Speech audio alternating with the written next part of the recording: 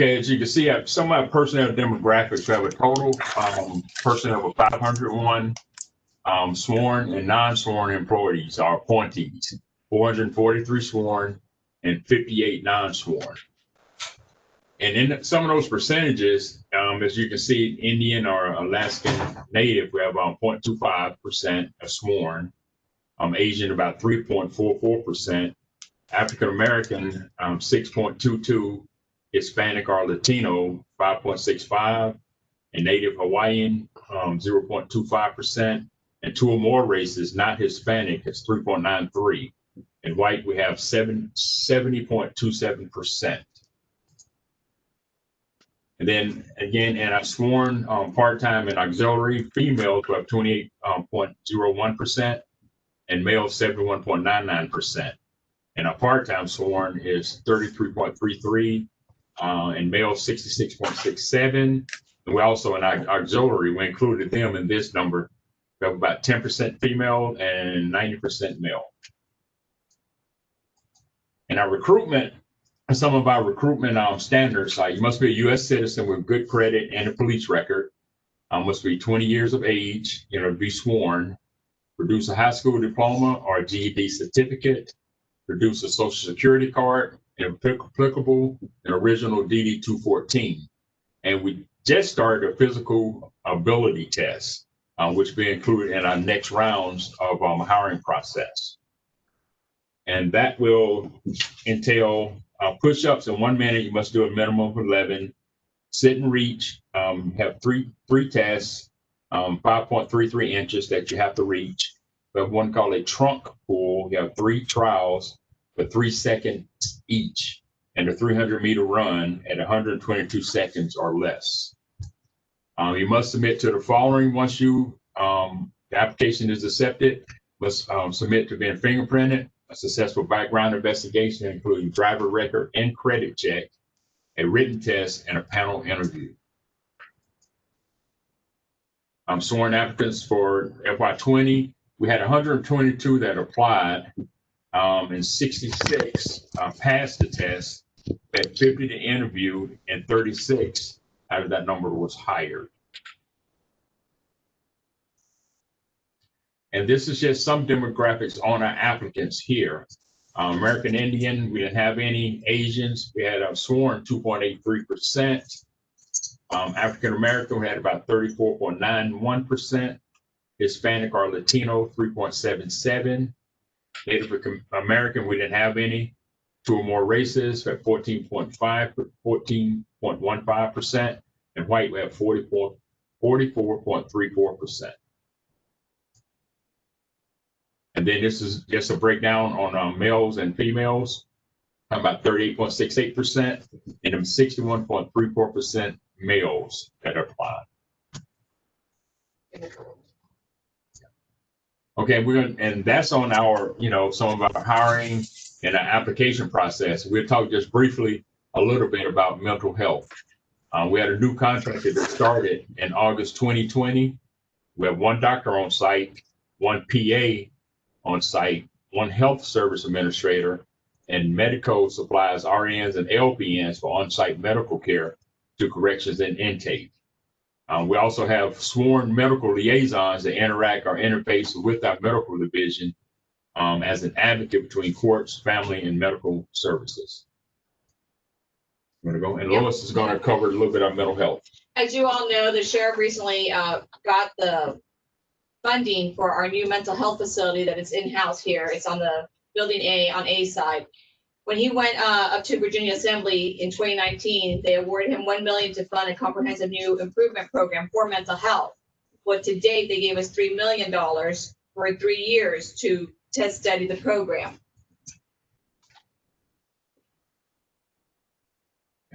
Currently, right now, those people are on site. We have 12 DHS staff positions.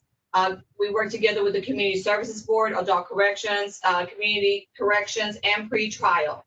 So a big concern of the board has always, of the Human Rights Board, has always been how we deal with mental health.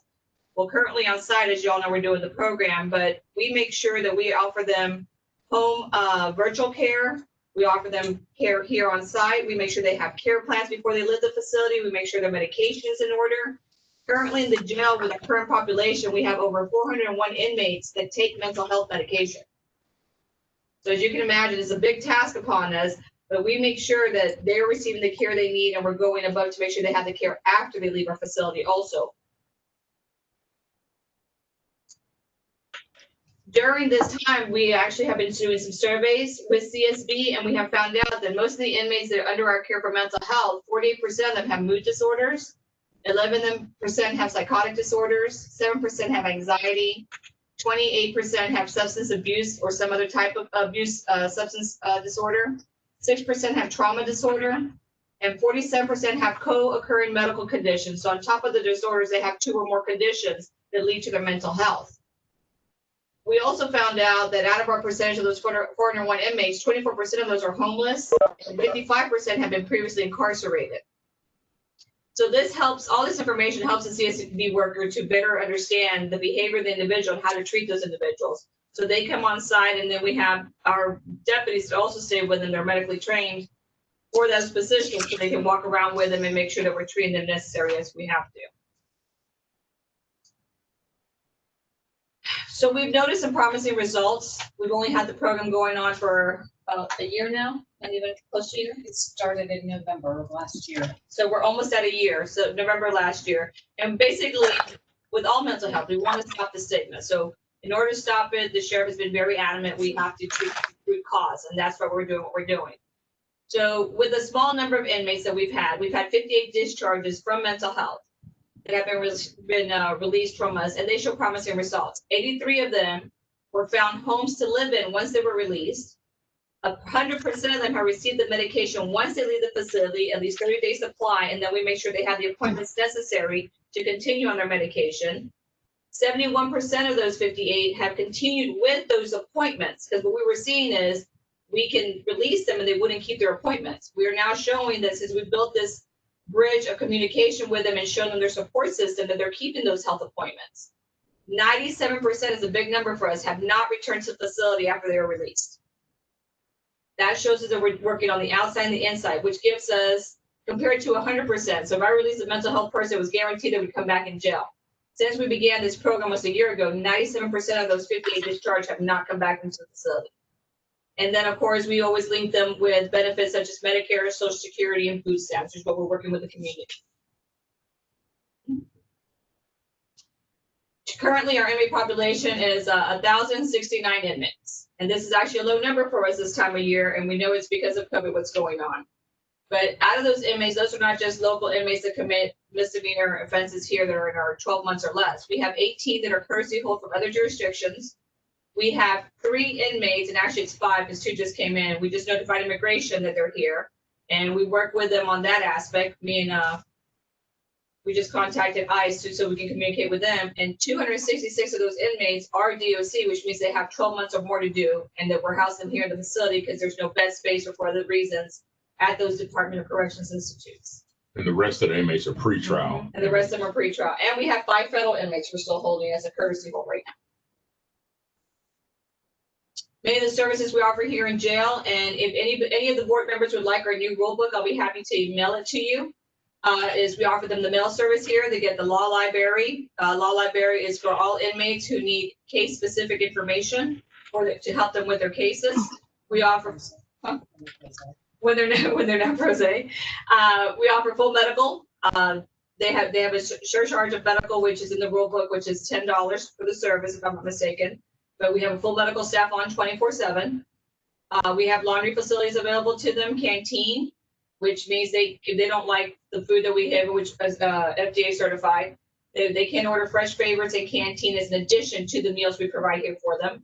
And we give them recreation here at least once a week, depending on where they're housed at. Because some of our pods have their own rec yards attached to them, so they can go into those daily if they'd like to. One of the newest things we just started doing, and it's actually maybe we're in our 2nd year of it, if I'm not mistaken, is we have a new way for our inmates to communicate with their loved ones. We have discovered, and you'll see most correctional facilities are going to the tablets, which is nothing more than FaceTiming. So inmates can now FaceTime with their loved ones, with their family, with their friends, in case those members could not come to the facility to visit them. They can actually, they have tablets in their pods, and they can actually, with a pen, call those numbers and FaceTime with them directly at a charge.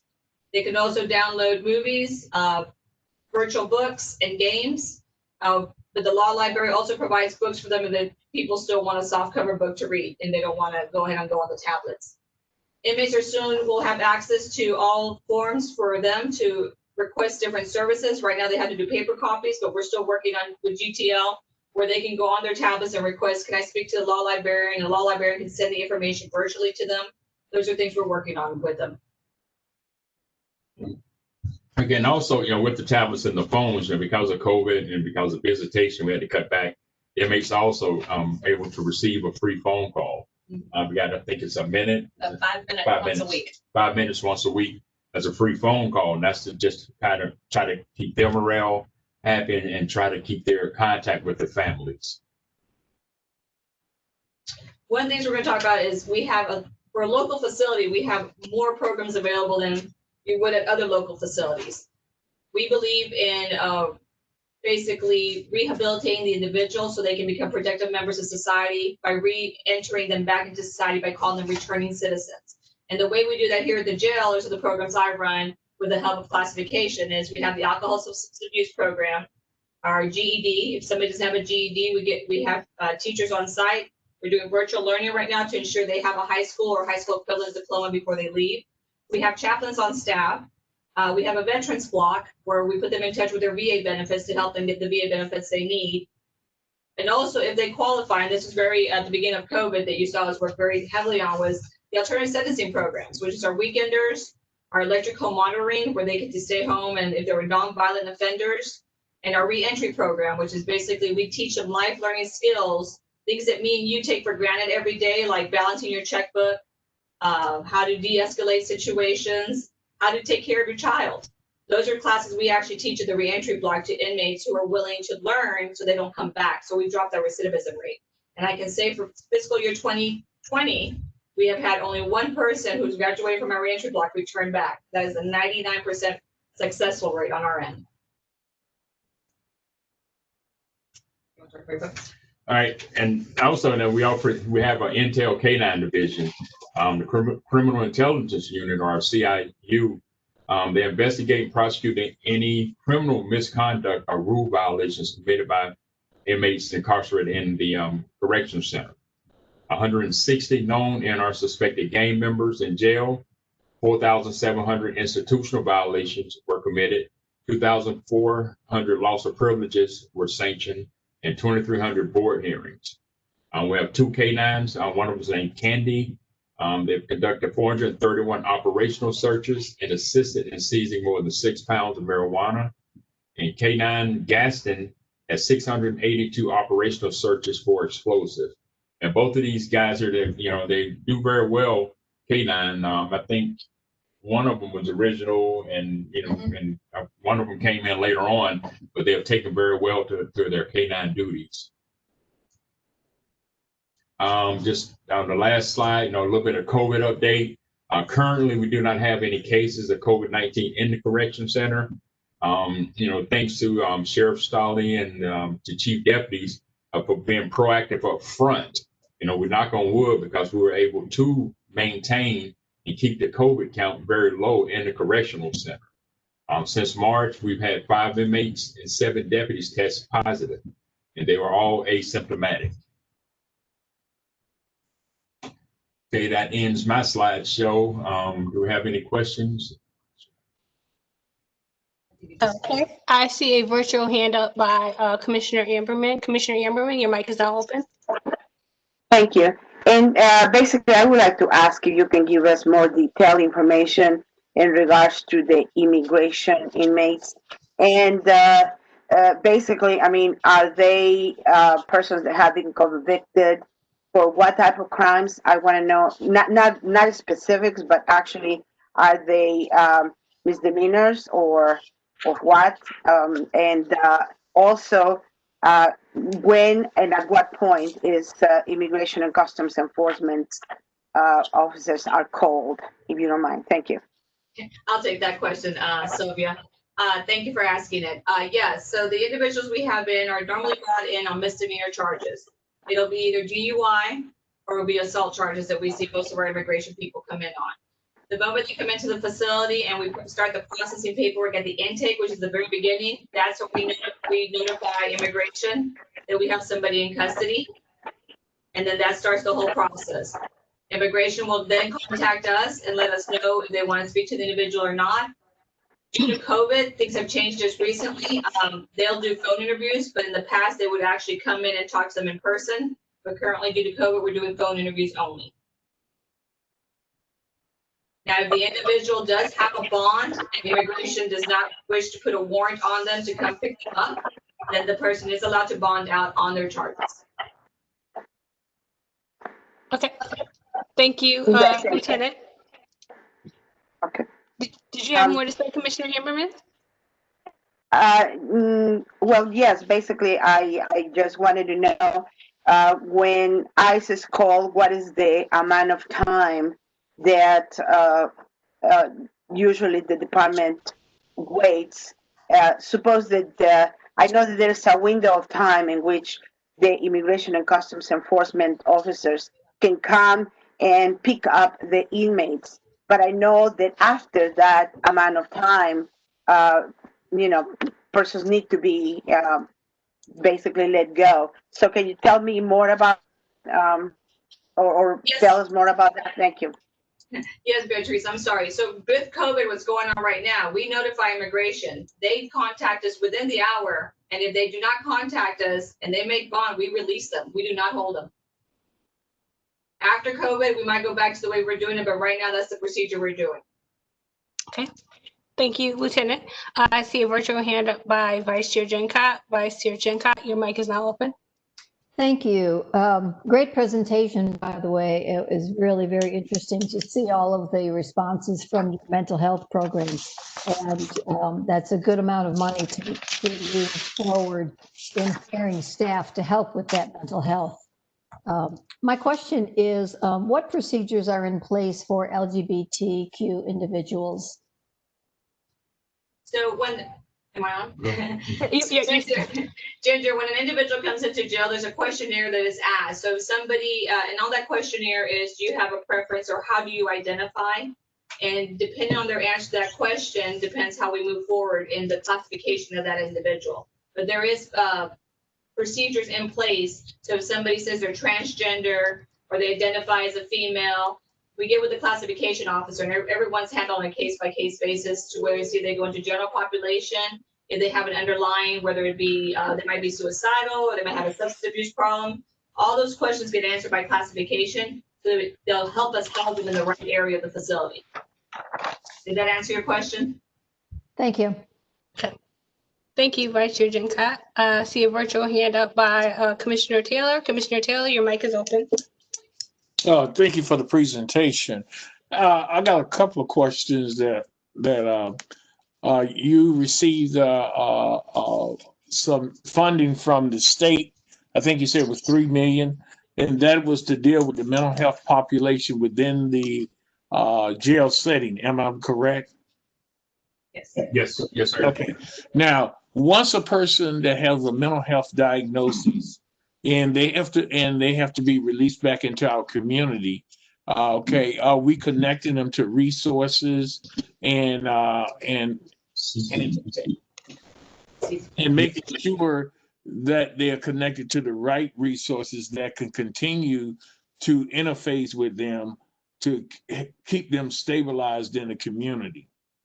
Yes, sir. Lois will expand on it, but we developed a relationship with CSB, and we work very closely with CSB in identifying individuals after they have been released. Lois. Yeah, and Ron, we also work very closely with social services and our community services board on the side. And what that is basically, we make sure that if they need food stamps, if they need somewhere to live, we are touching those bases. And if they're on pretrial, we have pretrial on board. So everybody's actually in the same swimming pool. We're all talking to each other. So I'll give you an example, and it's Mr. Mark called me about an individual he was concerned about, and we touched base with medical this morning.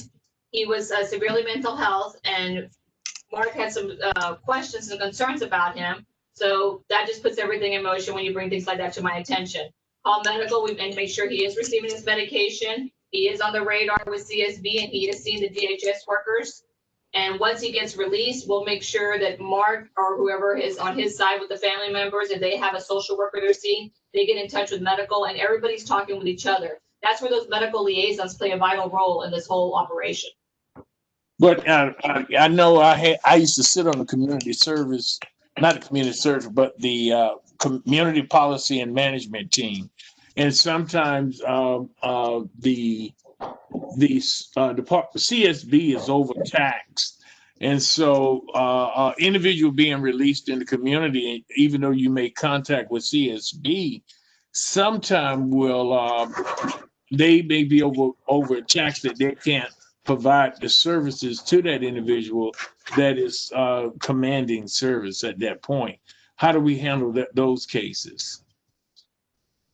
I have not run into that problem as of yet, Ron, but when we do, those are conversations that we definitely have. Captain Bartlett Mayo sits on the medical board with us here, and he's the one leading the charge on this. So I will make sure to bring it to his attention. And if we come across those, we will definitely have a conversation to make sure that we address it correctly.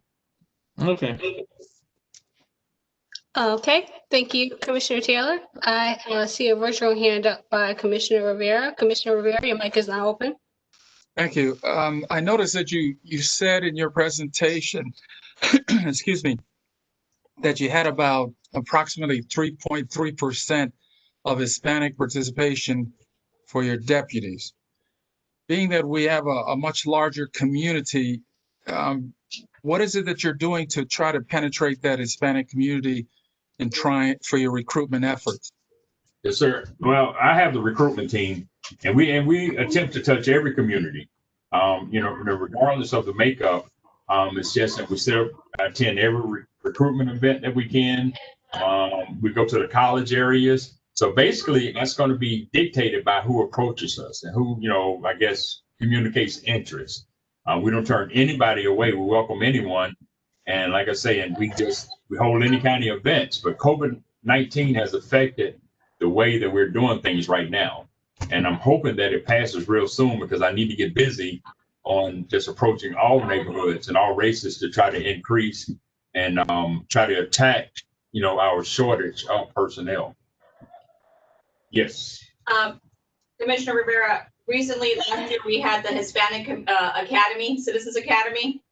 And we partnered with PD, and they asked for our assistance on that. And that was another way of us reaching back out to the community, getting out to let them know that the positions are available to them. So the Citizens Academy is another way that we're going about it to get recruitment under our belt, to get not just Hispanics, but all other races available to come in and apply for positions here. Okay, thank you. Thank you, Commissioner Rivera. I have a virtual hand up by Commissioner Anderson. Commissioner Anderson, your mic is open. Hi, thank you all so much for the presentation. I had just two quick questions for you all. I was really excited to hear about the mental health program that you all have. Do you know, I know it's only been in existence for about a year, but do you know how long you all will follow up with the offenders after release from that program? I know typically researchers will say that it takes about 3 years to really have good wraparound services for those offenders in order to really determine the recidivism rate for those offenders. Yeah.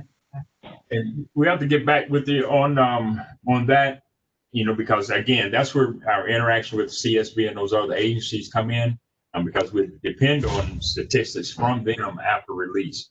But we can follow up and get you a better answer. Thank you. Just one last question. I also wanted to talk, I know that you were saying very briefly about an offender that had come into the jail that had extreme mental health illness. What type of pretrial diversion program are there for other offenders that might be in that severely mentally ill category, so they aren't having to, possibly have decreased services or contact in jail for nonviolent petty offenses? And,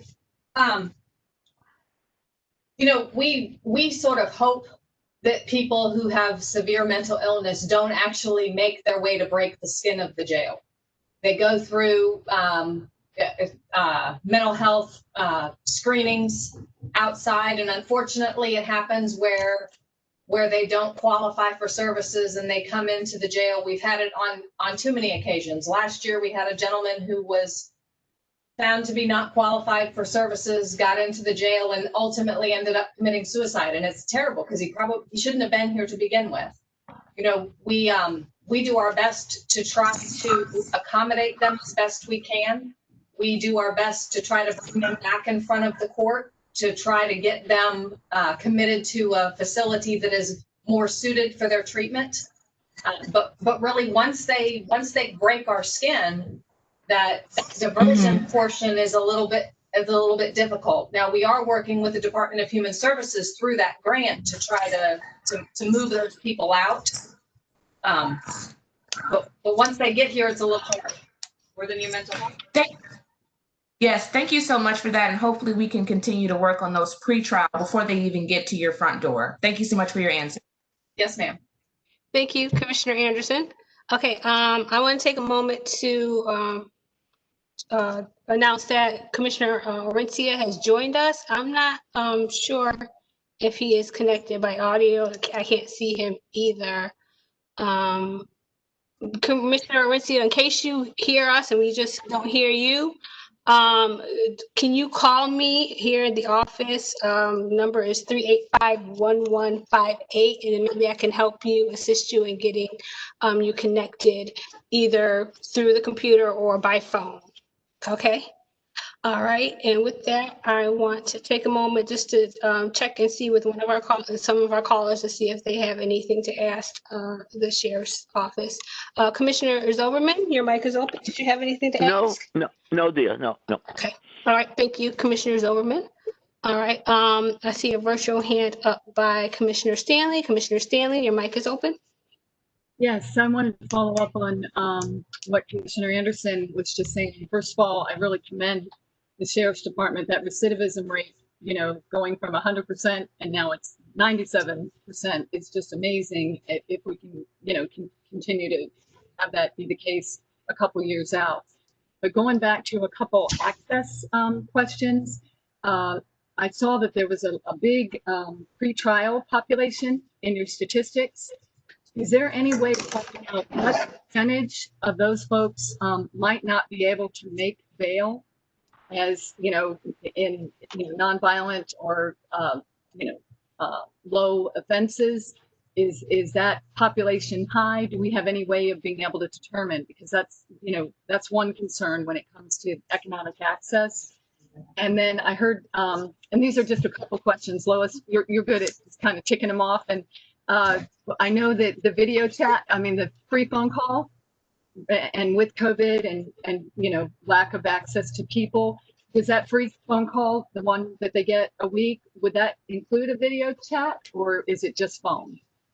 No, everything's the video chat. No, Sorry. The 5-minute free phone call is just a phone call. It is not the video chat. Thank you. So I noticed that the video chat had a fee to it. That's why I just wondered. So yeah, okay, but at least you get some access to voices from people outside.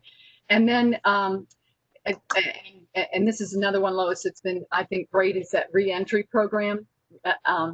Do you know what percentage of inmates can get into that? Because I know that it's so successful, but it was only taking very few inmates. So it's an application process, and all the applicants, in order to become part of the program, the inmate has to submit an application. They ask for a request, and then I give them an application. We go through our applications and we do an interview of each inmate to make sure, number one, that they're just not trying to go somewhere where they think it's going to be an easy day or an easy stay. We want somebody who's going to participate in the program because we want our success rate to be somebody who's willing to learn to be successful members of society. So for people to get in, they have to fill out the application. We go through the applications, and then we as a staff decide who goes into the program. And can I say something about our population right now that might help? Last month, I asked our classification office about our population, and right now we have about 10% of our people who are here for misdemeanor only charges. So 90% of our inmates are here for felony offenses. And a lot of those are not going to qualify for our reentry services based on the amount of time that they're expected to get. And once they get their time, they are Department of Corrections related inmates. A lot of them won't qualify for that. I will tell you, Teresa, though, that of the DOC inmates, DOC does have a reentry program, and we work together with DOC. So if I have an inmate that I approve for my program who fell under my guidelines, but then for some other reason has other charges or other calculations and makes them a DOC inmate, I contact DOC as a courtesy to let them know that they've started my program, and hopefully we'll get them into their program when he gets over to that facility. Okay, so it's sounding like we're picking up more people that are able to participate as long as they're willing to do the work. Yes. The main thing is they have to be willing to do the work. Okay, and then 2 more quick questions. What is there implicit bias training in the training for sworn officers? Yes, there is bias training required by the Department of Criminal Justice Services. Okay, and then finally, the testing protocol for do people have to be showing symptoms, or is testing regularly being done in the jail? I noticed that your staff COVID testing, excuse me.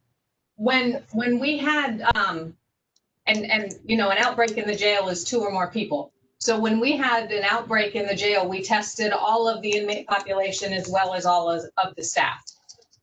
Okay, we have not. We've not done mass testing since that period. But anytime there's a breakout, then testing is available for all inmates and staff. Okay, thank you. It's correct. Okay, thank you, Commissioner Stanley. I'm going to check with one of our callers again, just to make sure, since they can't raise their virtual hand. Commissioner Callett, did you have a question for the Sheriff's Office? No, all good. Okay, thank you, Commissioner Callett. Okay, have a virtual hand up by Commissioner Stevens. Commissioner Stevens, your mic is now open. Okay, thank you. And thank you for your report and all the phone calls we've been talking about. Couple questions I had with the young man that I've been talking to you about. He was actually called into Norfolk as a suicide by one of my counselors. And instead of Norfolk taking him to the hospital, they transferred him to Virginia Beach because he had an open warrant. Then they brought him straight to you. Is there a catch to make sure when you have somebody that's threatening to kill themselves and then they brought straight to you, is that information passed on by the police?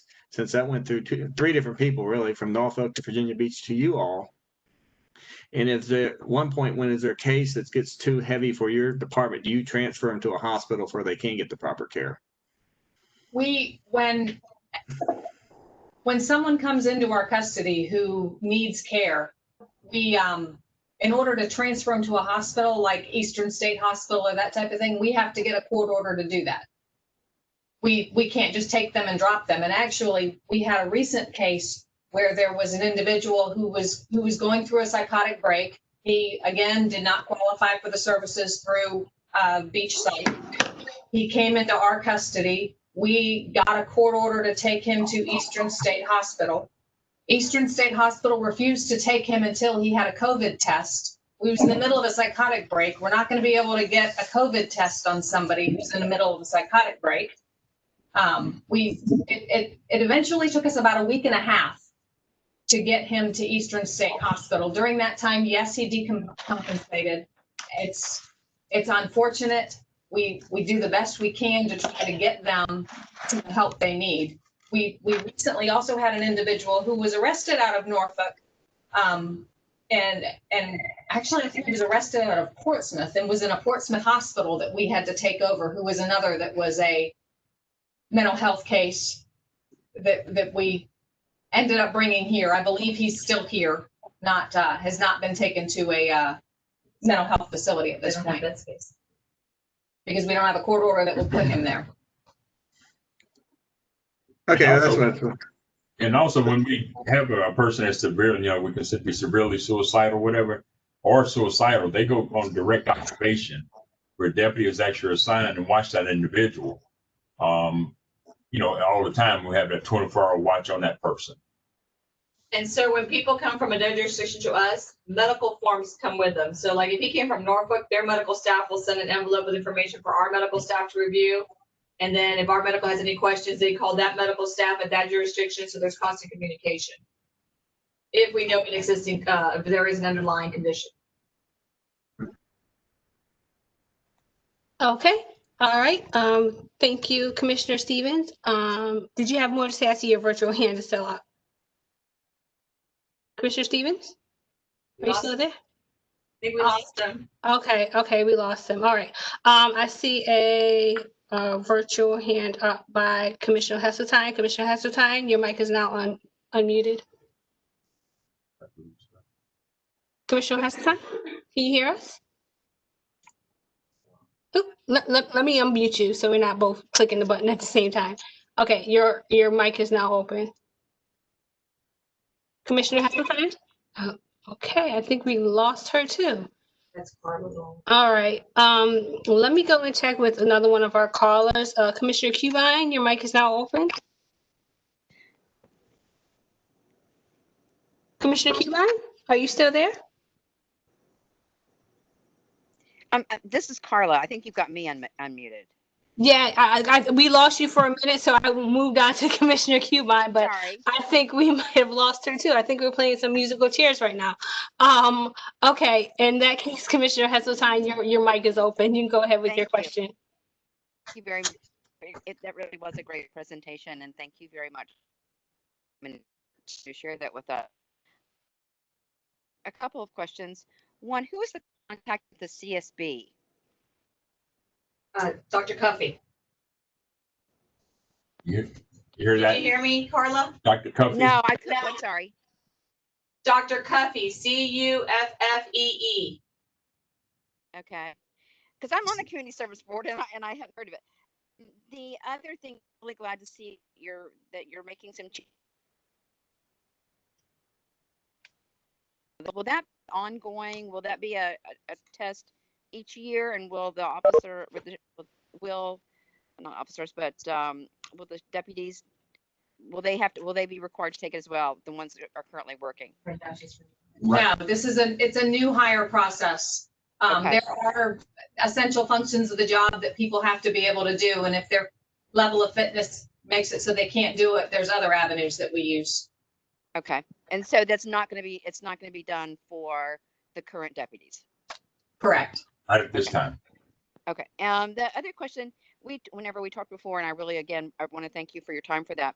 We talked about that you were going to, if I remember correctly, I'm not at home, that the Sheriff's Department was going to model something similar to what the police department is doing with an IRP or community services board. Has that moved any forward? Okay. Let me see. I don't remember. Exactly. The sheriff talked about providing our uses of force and having a board. Is that what you're talking about?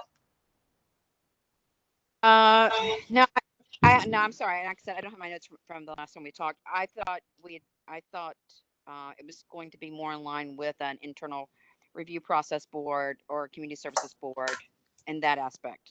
So it's going to be a use of force board.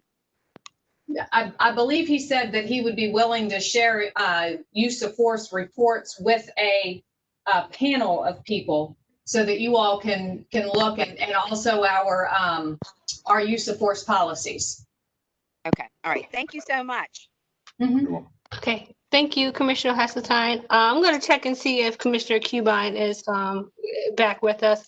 Commissioner Cubine, can you hear us? Commissioner Cubine, did we lose? Yes. Oh, hi. Hi. Did you have a question for the sheriff's office? I didn't really have a question, but I really did appreciate the report and especially like hearing all of the cooperative efforts between the Department of Human Services, getting things done, getting people services. I imagine that you start working on those before they leave jail so that you can have a lot of things in place. I would think that, and I would like to ask that question. Is that how it works? Before someone leaves, you'll work together to get things in place? Ma'am, re-entry into society starts upon entry into jail. We start asking those questions and trying to set those things up. When they step foot in, we're trying to get them out.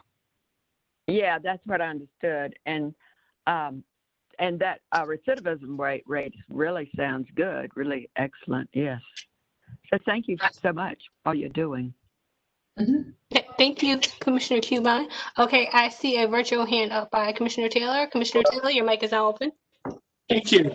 I just want to do a little follow-up question on you was giving a breakdown of your staff and for demographic. And one of the things that how many minorities do you have in your command staff? And do you consider who do you consider as your command staff? The command staff, mainly it's, the sheriff, on the sheriff, the chief deputies, the captains, and the lieutenants. That's considered to be the command staff.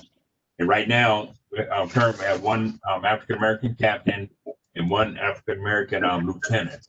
And I can't remember exactly how many sergeants we have, So our command staff, we have 12 lieutenants, 8 captains, and we have 21 sergeants right now. There's more than that. But yeah, we Yeah. just promoted some more. We just We just promoted a lot of sergeants. We're in the process of changing our rank structure to do away with our corporal rank.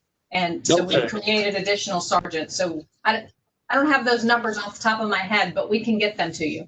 I will Okay. tell you, Ron, and it's part, I'm sorry, Ron. I will tell you that our command staff, out of the 12 lieutenants and 8 captains, that's 20 people. 9 of those are held by women. Okay, great. and also, we have, how many Latino? Latino command staff, you have 1 captain and 1 lieutenant right now. Okay, y'all doing pretty good then. Yes, sir. Okay, thank you, Commissioner Taylor. I just want to take a moment because it looks like we have Commissioner Orencio on. He has finally been able to join us on audio. Commissioner Orencio, can you hear us? Yes, I'm here. Thank you. Okay, great. Welcome, welcome. Did you have a question or comment for the Sheriff's Office? Oh, no. Okay, all right, thank you. Okay, I have a virtual hand up by Commissioner Anderson. Commissioner Anderson, your mic is open. Yes, thank you. I just want to know about the process for the offenders to vote in this upcoming election. Do they have a process or ability for that? I see you all laughing a little bit. I'm only laughing, excuse me, I'm sorry, I don't mean to be laughing. That falls under my umbrella, which is mail-in property. And I just had the conversation with Chief, I think it was Monday. We actually have had family members call in. We do have a directive in order during election time. If you do still have the right to vote, which means you're not a convicted felon, you can vote in by absentee ballot. And so the family members can request an absentee ballot. It can be mailed here to the facility or it can be mailed to their house. That individual will call me. If it's mailed to the facility, we will take the ballot directly up to the inmate. I have a mail staff. They'll wait for the ballot and they'll take it directly to the post office. There's no stop and go. If a family member wishes to bring me the absentee ballot, same process. I'll assign a mail clerk to it. They'll take that ballot up to the individual. They'll wait for them to vote, collect the ballot, and then take it to the post office. Thank you. So just so I'm understanding correctly, the family member has to request the absentee ballot. Is that correct?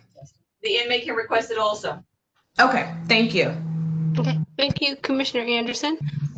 Commissioner Taylor, I see that your mic is still open. I mean, your virtual hand is still up. Did you have I'm more to sorry. say? No. I'm sorry. I'll take it down. Okay, all right, thank you. Okay, let me I want to check with our commissioners on the phone, just make sure if they have any more questions. Commissioner Zoperman, do you have a question? No, just saying thanks. Okay, thank you, Commissioner Zoperman. Commissioner Khaled? Commissioner Khaled, are you still with us? Your mic is open. Yes, I'm all set. Okay, thank you. And Commissioner Cuban, your mic is now open. Did you have anything more to say to the Sheriff's Office? No, again, I'm just impressed with how much they're doing and the high percent of the people that continue to be followed up. Some of those things are very impressive, I think.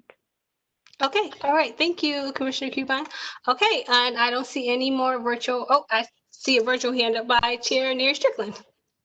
Hi, thank you very much. That was an excellent presentation and good questions. And this may be for Chief Carl and the Sheriff's Department. I'm a little bit naive about things, but from the time that an arrest is made by the police, and I know that you explained everything that happens once they get to the jail. What happens between the arrest and the jail? Well, They transport. yeah, I'm sorry, go ahead. I And I think think, Tony's best to answer that. Chief Sakaro, your mic is open. So what happens between the arrest and jail, the officers will take background information on the arrested person to include general statistical information, name, date of birth, social security number, address. They'll formulate the paperwork and get prepared to go to the magistrate office to secure the actual arrest warrant. There, the magistrate will hold a bond hearing, and then it will be up to the magistrate to determine if the individual's released on bond or placed in custody with the sheriff's department. And then the officer would then transfer custody to the sheriff's department. I don't know if you're seeking additional clarity between the arrest and the arrest in the field by the police and the custody of the sheriff, Ms. Chair. So if I didn't answer that, I apologize, but basically it would be, doing all that homework, so to speak, to properly book, account, track the arrested person, inventory their property, and then go to the magistrate for the probable cause hearing and then a bond hearing. Okay, and it did. I remember the sheriff told us one time there was a person running naked through Hilltop. So when the police encounter something like this, obviously their first instinct would be to ?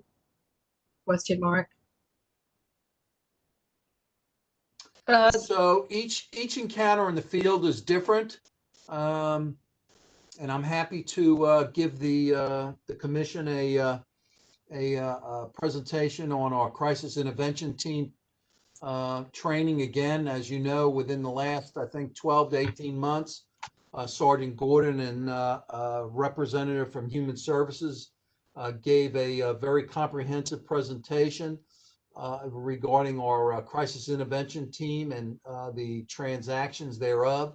But depending on the circumstances, the officers would make an assessment. If they're a CIT certified officer after obtaining the 40 hours of training and being certified, they have the ability to make an assessment if there's a mental health situation or a person in crisis.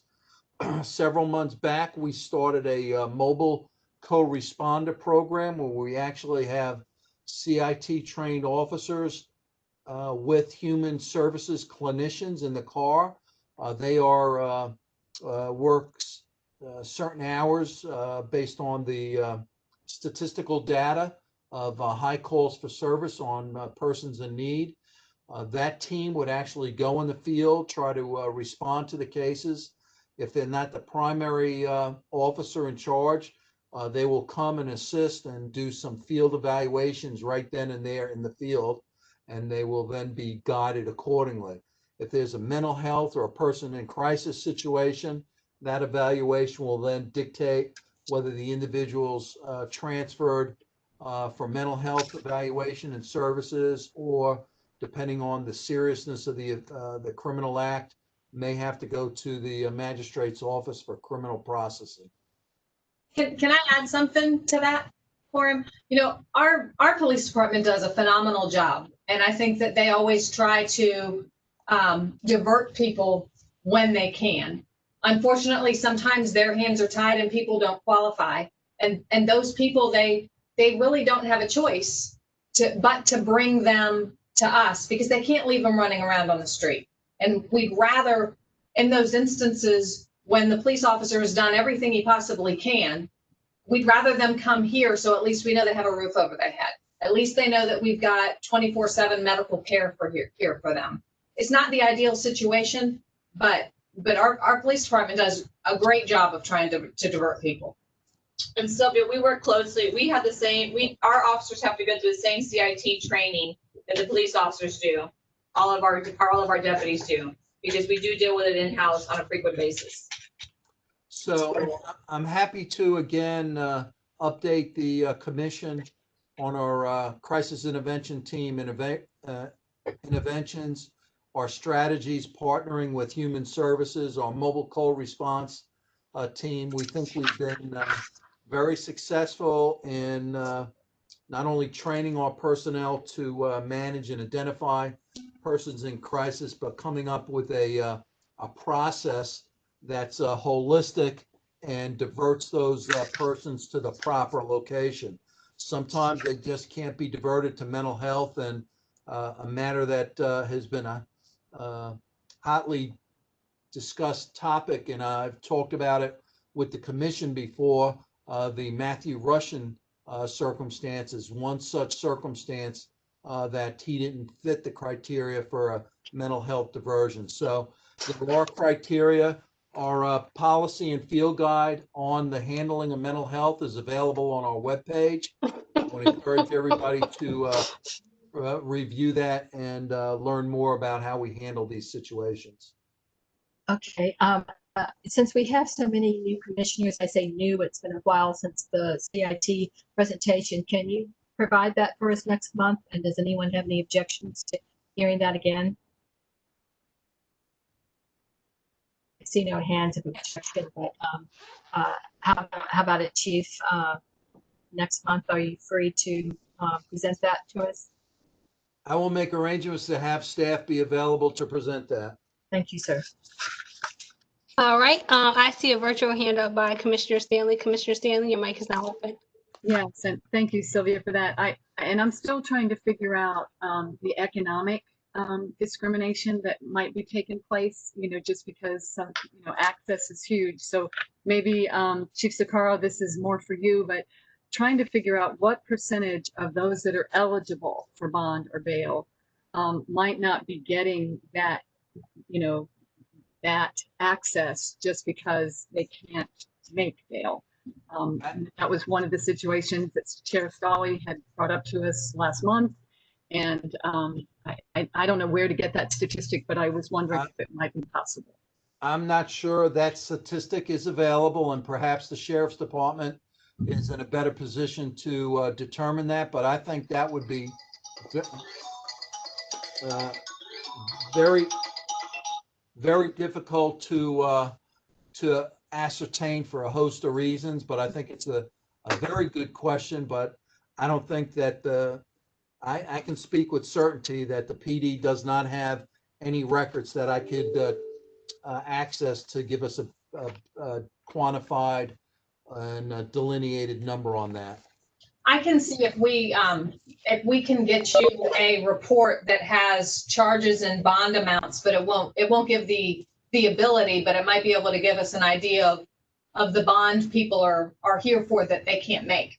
The big elephant in the room in that question, Ms. Teresa, is the ability to secure the financial backing, whether it's cash money, real money, whether it's real estate. There's a lot of factors that the magistrate has the flexibility to consider. And I think I can speak to certainty, and Chief Deputy Thompson answered it.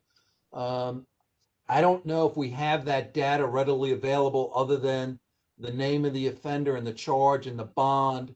And then, of course, then you have the dynamic of the bond being set by the magistrate and then the defendant having the opportunity to have his bond reviewed by the court. So that's yet another factor that has to be evaluated in that discussion. But I don't think in any of those processes, other than maybe the application for a public defender, seeking a public defender, where the arrested person has to divulge their, their financial wherewithal.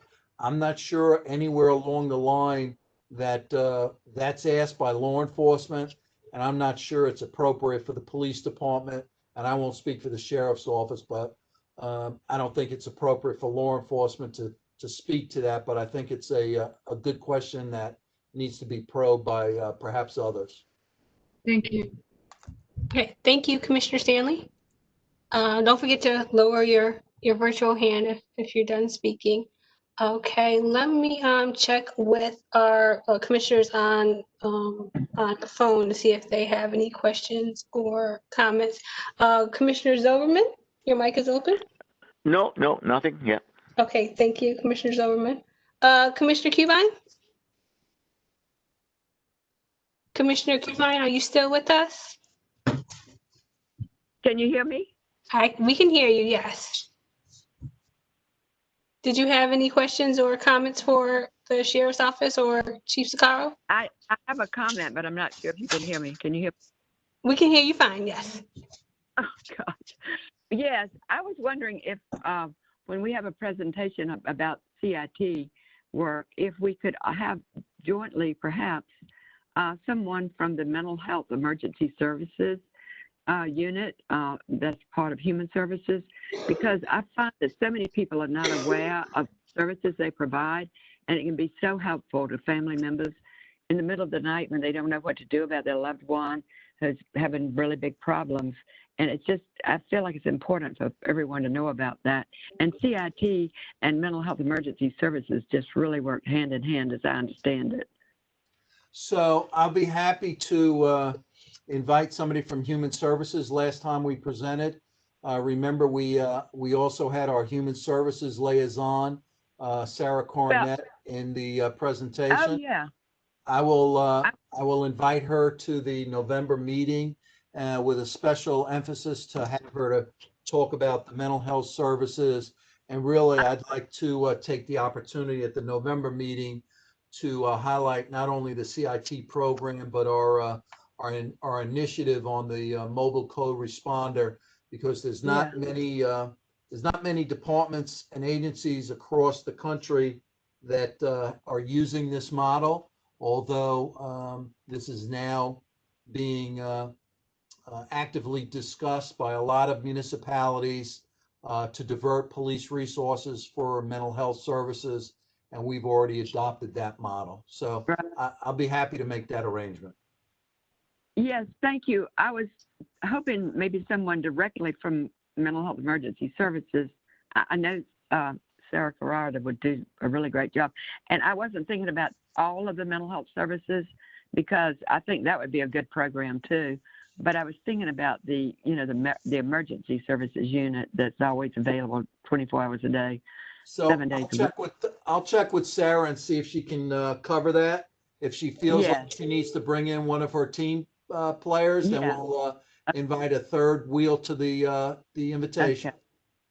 Thank you so much. Yes, ma'am. Okay, thank you, Commissioner Cubine. Okay, and I do not see any other virtual hands, so I will give the mic back to you, Chair Mary Strickland. Okay, I see Jamal has joined us. Jamal, can you hear us? Okay, so he came, okay, he looks like we lost him and he came back. So Commissioner Gunn, can you hear us? Yes.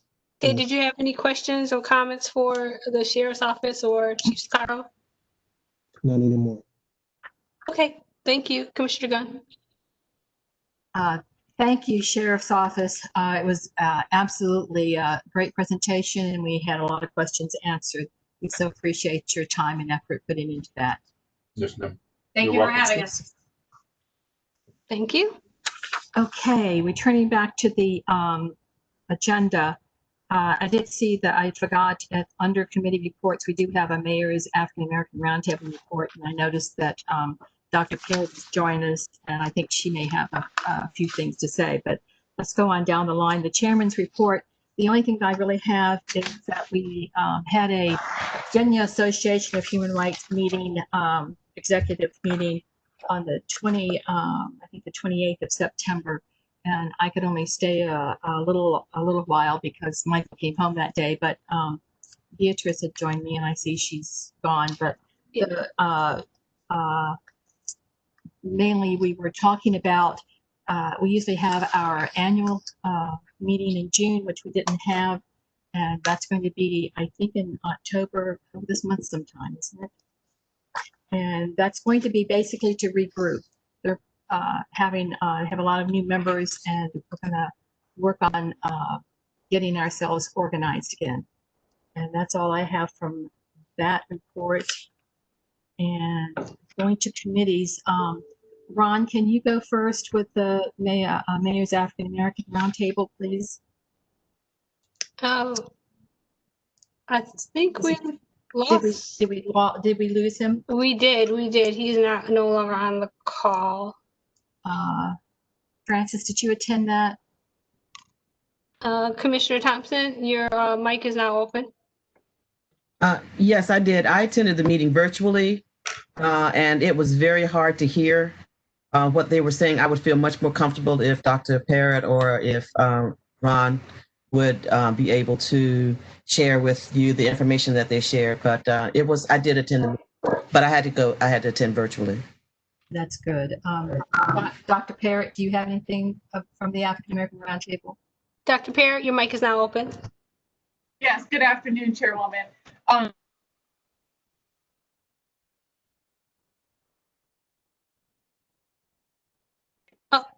We're breaking up on us a little bit, Dr. Parrott. Can you hear me now? Yeah, we can hear you now. We lost visual, but we can hear you now. Oh, you're back. You're back completely. Good. My internet's down, so I'm using my cell phone. My internet's been down all day at my house, so I'm using my hotspot on my phone. I do apologize. I was invited to seek feedback from the African American Roundtable leaders around Juneteenth. Juneteenth for 2021 falls on a Saturday. And so I was seeking recommendations and feedback from the African American Roundtable leaders in regards to how can we still show respect and awareness for Juneteenth during our graduations, which are years in advance planned at the convention center. So that was my purpose at the African American Roundtable leaders meeting. I was there in person, and at that time, the new city manager, I can't remember his name right now, but they were having some really hot discussions about the some board that will I can't really think of it right now, but a board, You want me to some help type of you with advisory this? board. I can help you with this. Okay, yes, whomever wants to help. African American Roundtable. I was a guest, so yes. That's fine. This is Regina. So she's referring to the investigation review panel discussion. So I don't know if you're aware, we have gone to the city council now twice to discuss the IRP. And we have also gone to the African American Roundtable twice to discuss it as well. So we were providing them with the information and the recommendations that the city manager, Patrick Duhaney, has now put forth. So that was the purpose of being at the African American Roundtable. So, and the discussion that occurred afterwards was kind of related to the fact that Delegate Guy had provided some information about the Criminal Justice Task Force and some of the changes that were being looked at on a state level and federally, really, to decide, are all localities going to be required to have a citizen review committee and that sort of thing. So the confusion was that it seemed as if it was being communicated that decisions had already been made and that the localities were going to be given certain powers, such as those for subpoena powers. But that really was not, has not been concluded. And I've talked to Rod since that time, and he's confirmed that, it has not been concluded yet. So that was part of the confusion, I think, that happened. So you had Delegate Guy providing that information right before information on our Citizen Review Commission was communicated. So that was part of the confusion, but information on some of the changes that the city manager is going to be making on the IRP was presented at that meeting. Thank you very much, Regina. Uh-huh. I guess that's it, unless Ron comes back in with anything else. I just called him. He's trying to get back in. Okay, the COVID-19 task force, what we are basically doing is just listening like everybody else, and Ginger continues to put out the stats each week. Have we gone to Mondays, Ginger? Vice Chair Gincott, your mic is now open. No, I'm still in queue for Fridays, but I was in the mountains in Pennsylvania last Friday, so you got them on Monday. No, that was good. I still think it's a good idea that we keep track of that. And if you see it on your Facebook page, if you'll share it, I think a lot of people are interested. Law Enforcement Oversight Committee, Carla, are you still with it? There you are. Hi. Yep, she is. Commissioner Heseltine, your mic is now open. Hi, I just once again want to thank the Sheriff's Department for their presentation. This answered some questions that I had so I'll finish my report and send it out. The only thing we did have our Law Enforcement Oversight Committee meeting. The only thing I can add additionally is, I talked with Councilman Berlucci regarding the IRP and the changes in some of the people that currently serve, and whether they'll be expanding those numbers or whether what they're going to do with it. And that is in planning now, and so it's kind of on hold until they've decided how they're going to move forward with the people that are staffing that IRP. Okay, thank you, Commissioner Heseltine. Chair Nair Strickland. Is Jamal still with us? Do you have any legislative updates for us, Jamal? Commissioner Gunn, your mic is now open. No, anything I would have had Regina pretty much covered what I knew from about the IRP, but outside of that, that's all I would have. Okay, thank you, Commissioner Gunn. Okay, our Racial Tension Task Force. I have Francis down here. I'm sorry, and I can't remember if we met. Commissioner Thompson, your mic is open. Yes, so we haven't met. We didn't meet in September, but I did want to punt it perhaps over to Beatrice Amberman, because I think we said that we were going to kind of work on the forums, and we had a race forum that we were going to be planning. So I think I'll be looking forward to meeting with the forum committee, and the Racial Tensions Committee can meet together and see exactly how we want to approach this issue. I think we said something about a forum that was already being planned in March. We just have to reschedule, re-invite the people, and get it going again. So that was all I had. I just reviewed the minutes from the August meeting, because we did not meet in September. Okay, thank you, and thank you for reminding me about that. Okay, thank you, Commissioner Thompson. Are there any other committees or task force that need to report before we move on to liaisons? Commissioner Heseltine, I see your real hand up. Your mic is open. I'm so sorry. I'm on my phone, so I couldn't do both back and forth as quickly. This has to do with the elderly task force that we're doing, and I just wanted to report out that the 2021 legislative package for the Council of Aging is to restore the unallotted Medicaid adult dental benefits for our seniors, mandate sick leave for direct care workers in nursing homes, restore the currently unallotted funds for dementia-specific care case management, and required training on LGBTQ cultural competency for staff in nursing homes, assisted living, and long-term care facilities. Okay. All right. Thank you, Commissioner Heseltine. I'm going to check with Commissioner Cubine to see if she has anything to add from the Mental Health Committee. Commissioner Cubine, your mic is now open. No. Commissioner Cubine, are you still with us? Commissioner Cubine, can you hear us? Okay, I think we You need. can hear me. Okay. Can you hear me? Yes, we can hear you. Oh, okay.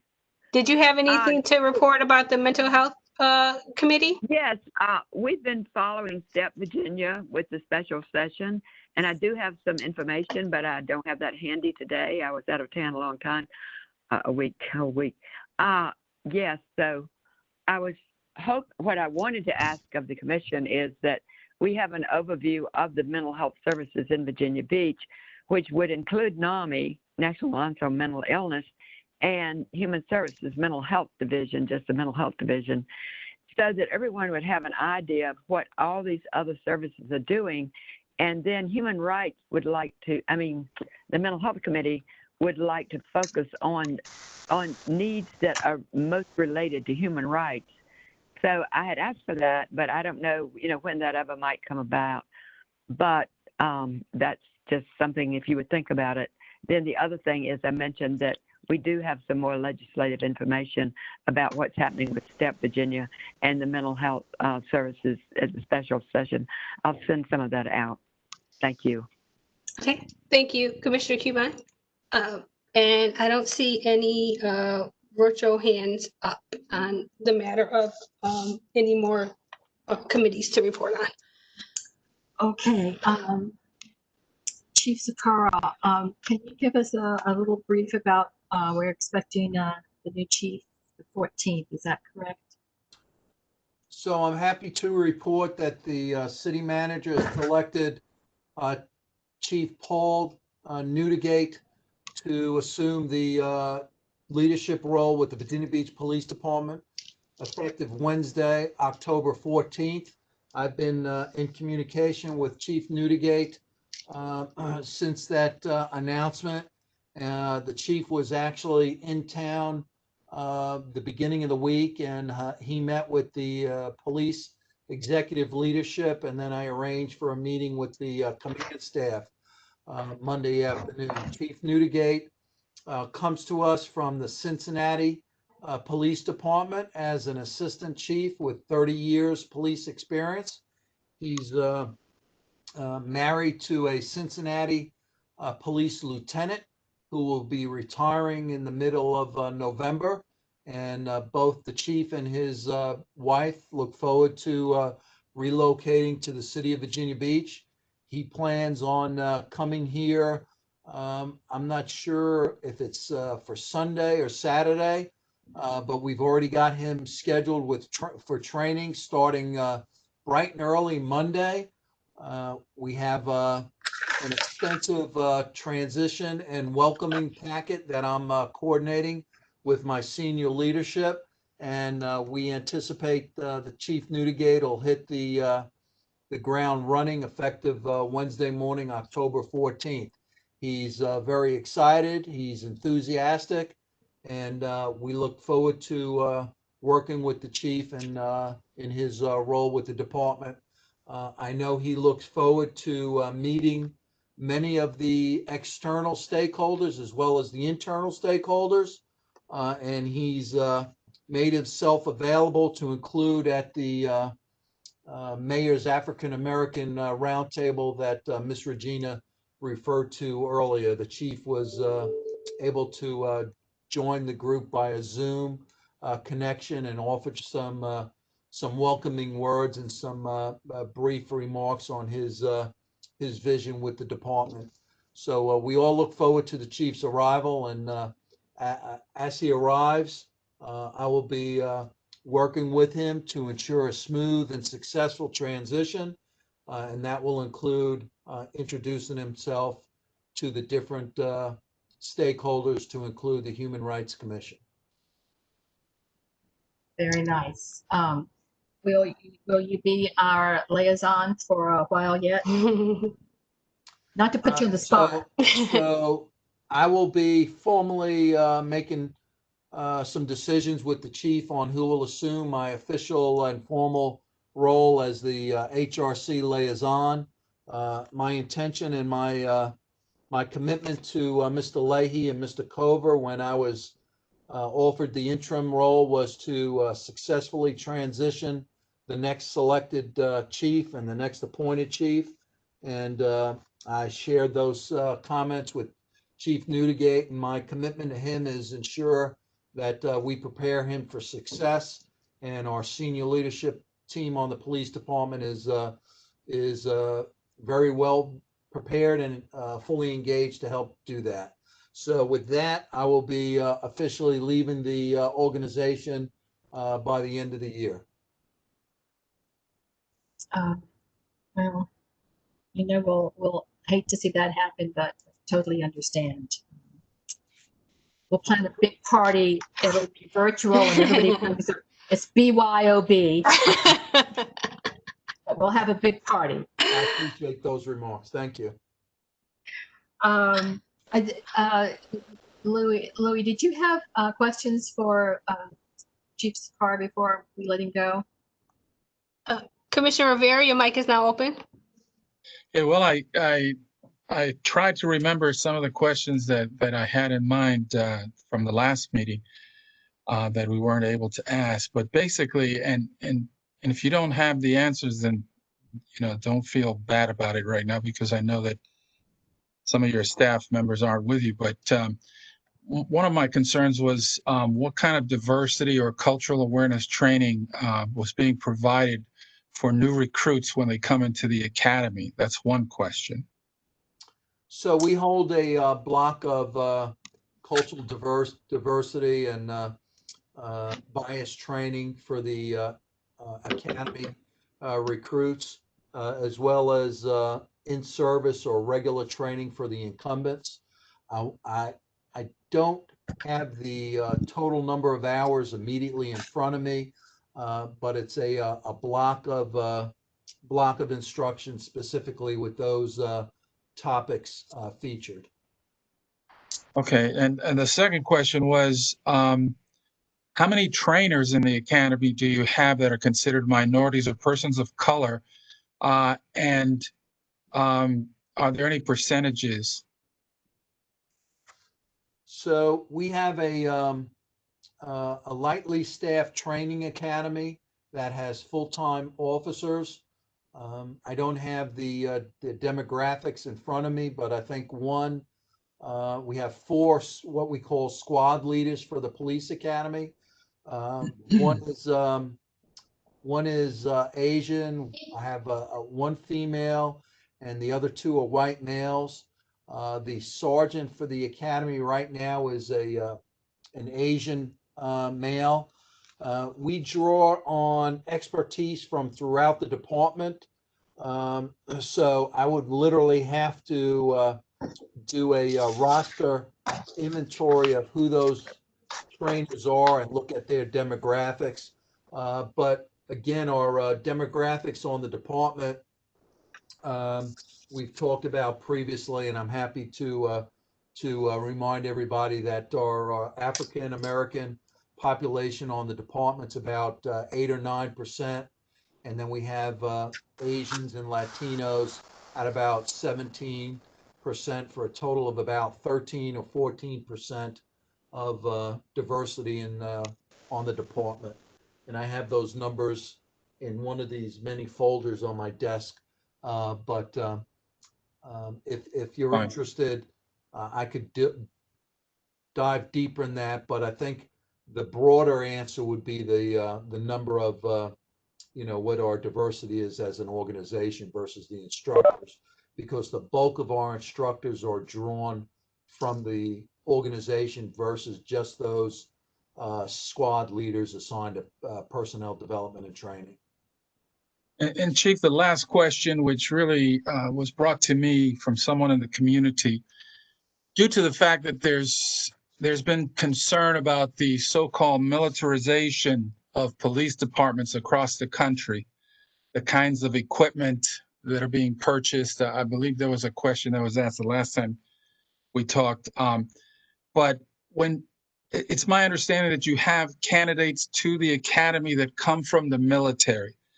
Have you had any issues in the past with recruits from the military making a distinction between how they respond or treat civilians versus their former training and dealing with enemy combatants?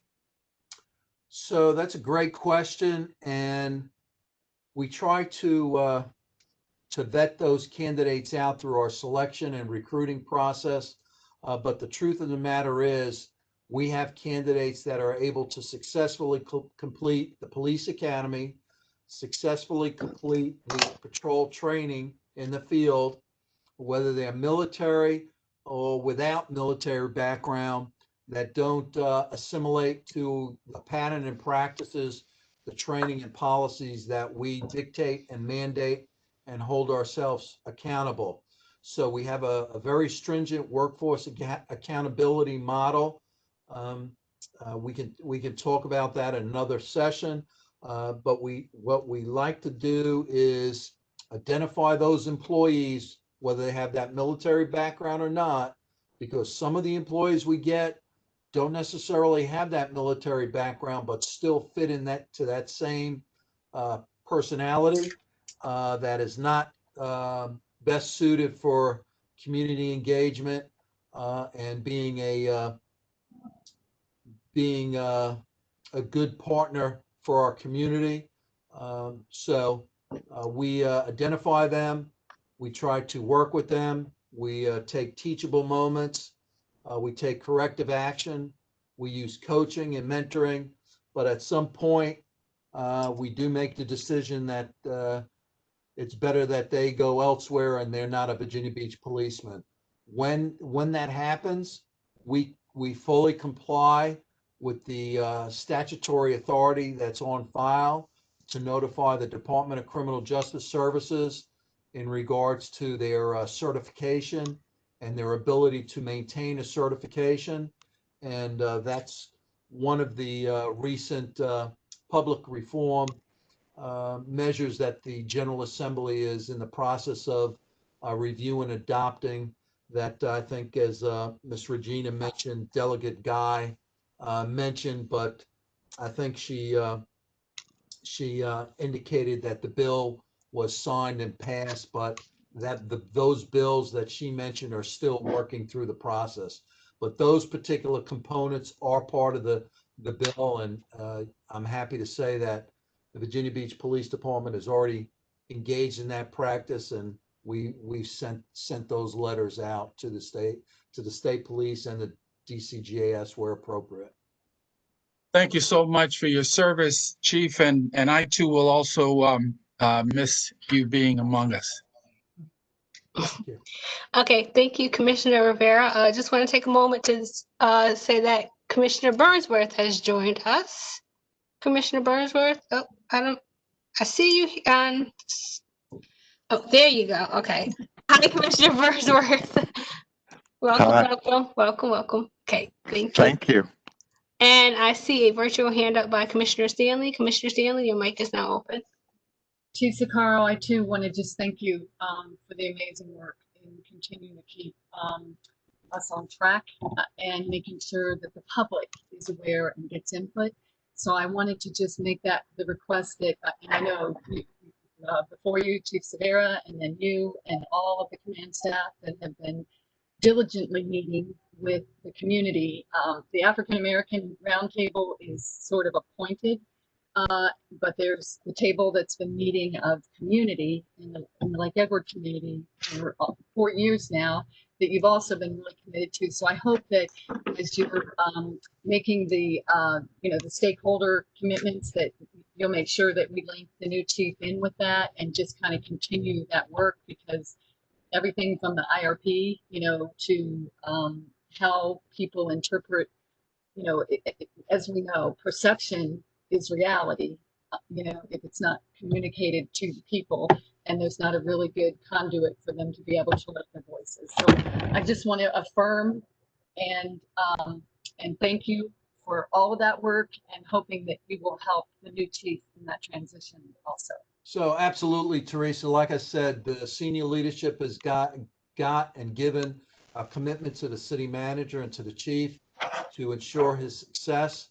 I've prepared a 3-inch binder, that 3-ring binder that's about 3.5 inches thick, on different pending projects, programs, and initiatives.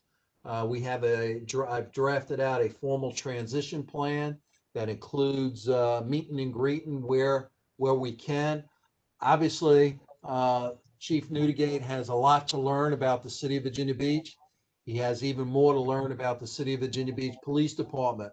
So our collective commitment is to ensure his success. He won't be able to meet everybody in the first month, in the first week, but hopefully in a month and a week, he will meet a bulk. But that's being very hopeful. He's already engaged in some telephone conversations with some formal, informal leaders in the community.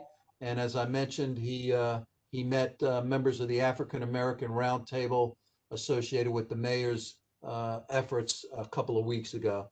So you have my commitment, Ms. Teresa, as well as the rest of the commissioners. We're going to do everything to ensure that the chief is ready and fully engaged, and he comes with a lot of enthusiasm and energy. So I think everybody at the table will be pleased. Thank you. Okay, thank you, Commissioner Stanley. Did anyone else have any questions for Chief Zaccaro? I'm going to check with our commissioners on the call. Commissioner Zoberman, your mic is open. Just a big, huge thank you. Thank you, thank you, thank you. All right, thank you, Commissioner Zoberman. Commissioner Cubine, your mic is open. Yes, thank you so much, Chief Zaccaro. Yeah, yes, ma'am, and yes, thank you, Rabbi. Okay, thank you, Commissioner Cubine. Okay, and I do not see any other virtual hands. Oh, I have a virtual hand up by Vice Chair Gencott. Vice Chair Gencott, your mic is now open.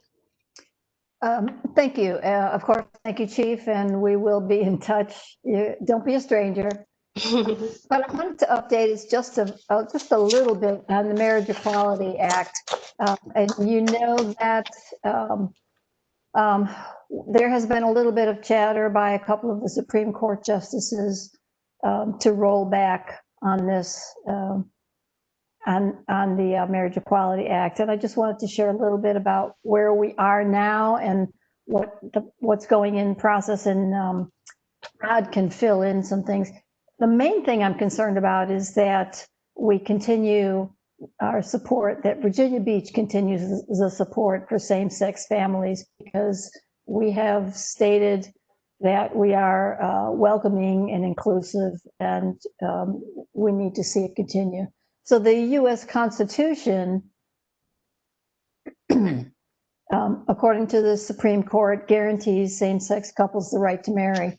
And the Commonwealth of Virginia also recognizes the legal right for same-sex couples to marry through the Marriage Equality Act. So what has happened now is that in the code, it still has the old, the amendment, which is the Marshall-Newman Amendment, stating that marriage is between a man and a woman, and that needs to be updated.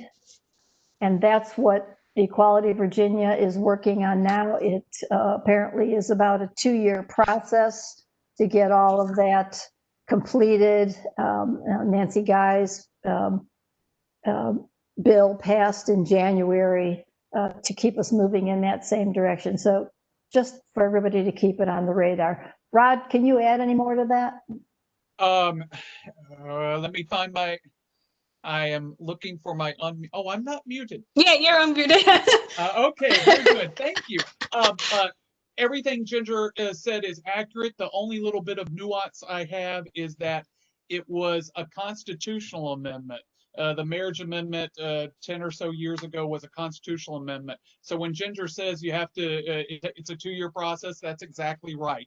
In order to amend the Constitution to get rid of that Marshall Amendment, to get rid of that provision of the Virginia Constitution that says marriage is only between a man and a woman, it does take 2 years. But as Ginger noted, notwithstanding the provision of our Virginia Constitution, the Supreme Court held that there is a right to marriage equality in the United States Constitution. I will note that the composition of the court that reached that decision differs from the composition of the current court, and it could differ even more a month from now. So we are fortunate that Virginia today is not what Virginia was even just a decade ago. That even if, and I hate to contemplate the possibility, but even if the Supreme Court were to abandon its prior decisions, abandon the principle of stare decisis, and try to chip away at marriage equality, we're fortunate to live in a state where our legislators are supportive of equality, and the moves are being made that Ginger described, so we can get our Constitution right, so that even if, God forbid, the Supreme Court were to reverse its decision, so long as we would still have marriage equality in Virginia. So that's why you'll see in Virginia and in other states efforts to change state law, notwithstanding the United States Supreme Court decision, because that's the decision today. We don't know what the court will do in the future. Okay, thank you. Thank you, Vice Chair Jankot. Back to you, Chair Neera Strickland. Okay, on October 1st, we had a retreat. I'm sorry for those of you who could not attend, but the minutes are ready to go out. But Mr. Walker, would you like to say anything about our retreat? Aurelius, the mic is now open. Yes, it was a nice retreat. Thank you for everyone that participated. And I know many of you who couldn't be there was because you were in the mountains or doing other things. And so we appreciate your support. So what has happened, we put the package together and it was shared with me today. So I'm going to do a review, and Dominique and I will discuss this tomorrow and then share this with Sylvia and Ginger tomorrow, and then get it to the entire commission. And then what we'll do, we'll talk about the next mini retreat, because there's some information on the back end of that we need to complete. And so we'll share that with you and then schedule that back end meeting, hopefully, if not next week, the following week at the latest. Great, and thank you very much. You did an excellent job, and we had some nice conversation and got a lot done. Okay, and Dr. Parrott, I think you've been busy doing some, where'd you go? Dr. Parrott, your mic is open. Oh, there you are. She's here. Yes. Hello, Chairwoman. Hello, Council.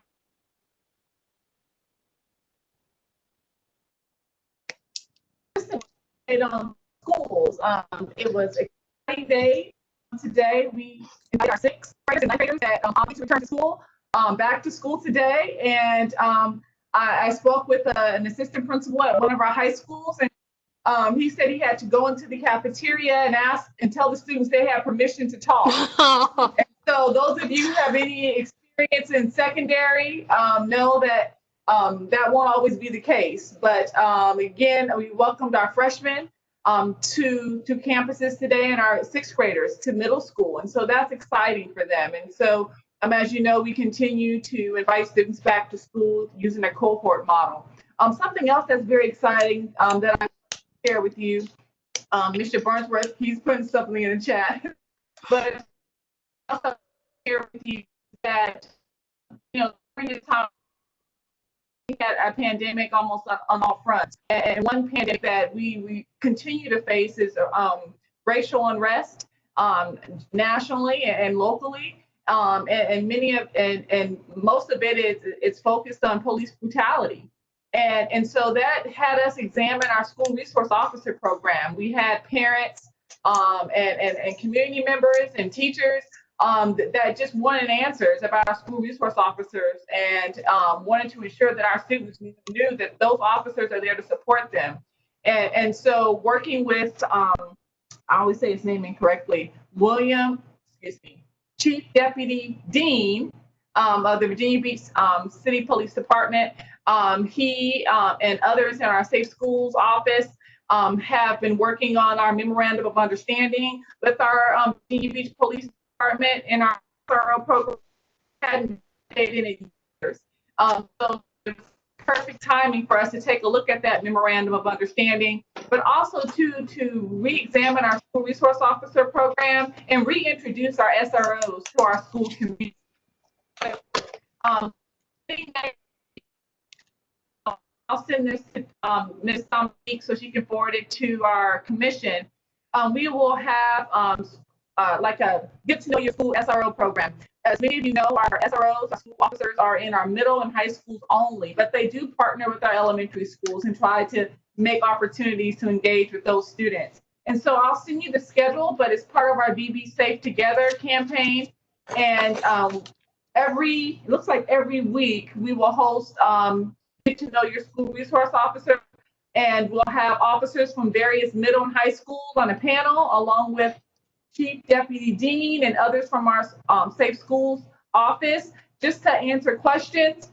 I believe that they're going to have some pre-questions, but they'll just talk about who they are, what they do to support our kids in our schools. And so I think it's a great opportunity for those who don't know what an SRO is and why they're in our schools to learn more. And so I'll send those dates to you all so you can jump on one of the Zooms. Of course, it's using Zoom. And I believe they're only 30 minutes long, 45 minutes long. So not very much time. So I'll send those dates. So very exciting about that. We've been talking about that seems like all summer. So now it's actually coming to fruition. So those are just my updates for now for the commission. Thank you. Thank you, Dr. Parrott. I see a virtual hand up by Commissioner Stanley. Commissioner Stanley, your mic is open. Yes, thank you, Dr. Parrott, for that, because there had been, and Sylvia, I guess I misunderstood. I thought that our partnerships were going to report out right after our committees. So I just wanted to make sure that the partnership work with the Legislative Collaborative Table, which has focused on equity and justice, and even Dr. Parrott, the school resource officers and their roles. So there's lots of folks that are interested in those dates and would love to know about those as they become available. But wanted to let you all know that more than 150 people attended the Zoom event that you all got the invite to.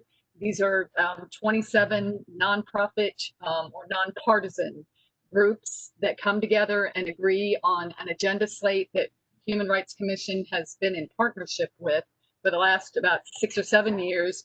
The Virginia Values Act, which Dr. Jenko just spoke to, was one of the huge top issues of the top 6. And we were able to really push our legislators to make sure we got that passed. So there's been a lot of work that we've done in the past, and it's continuing to move. We plan more than 30 visits with all the delegates and all the senators in the region.